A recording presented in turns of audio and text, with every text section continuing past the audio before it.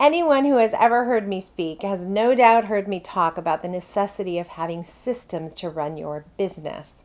And if you've heard me talk about the necessity for having systems to run your business, you've no doubt heard my client binder story. Here it is for those of you who don't know it. When I hired my business coach, she was convinced I needed systems to run my business. Me, not so convinced. But this is what convinced me. Every Tuesday, we meet as a design team about every single customer. And as we finish a project, we determine that it's time to create what we call the client binder. A client binder has the working drawings, it's got paint chips and fabric swatches and all that kind of good stuff a client may want to refer to after a project is over. So Mrs. Smith's project is finished and I would say, yay, who wants to do the client binder?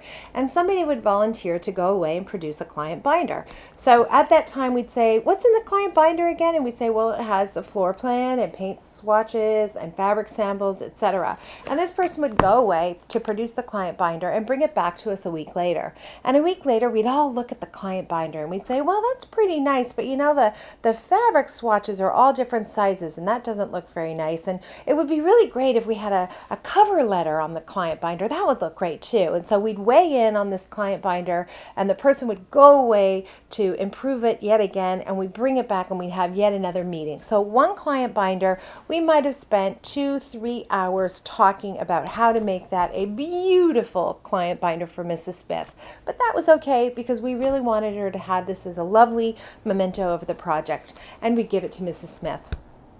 A month would go by and we'd finish another project for Mr. Jones. And I'd say, oh, we need to do a client binder. Who wants to do a client binder? And somebody would volunteer. And then inevitably they'd say, what's in the client binder? And I'm telling you, the entire process would start again. Well, remember it was the floor plans and the fabric swatches. Oh, and remember last time she had to make the swatches neater. Oh, that's right, that's right. Oh yeah, and in this case, she bought a lot of appliances, so we should put her warranties in there. Okay, okay. And that person would go away, come back a week later, we'd all look at the client binder and weigh in, and everybody had a different opinion. Maybe the first page should be in color, our logo should be bigger. No, it should have a before picture of the client's house and then an after picture, and we'd have a great conversation about the client binder. Meanwhile, another 2-3 hours is lost because none of this time is billable and we're still talking about the darn client binder. And this exercise, exactly as I describe it, went on for years. Then one day I realized, wait a minute, Marisha is right. My business coach is right. If we had a system for the client binder, we wouldn't have to discuss it so often. And so what we did is we produced the Idiot's Guide to the Client Binder.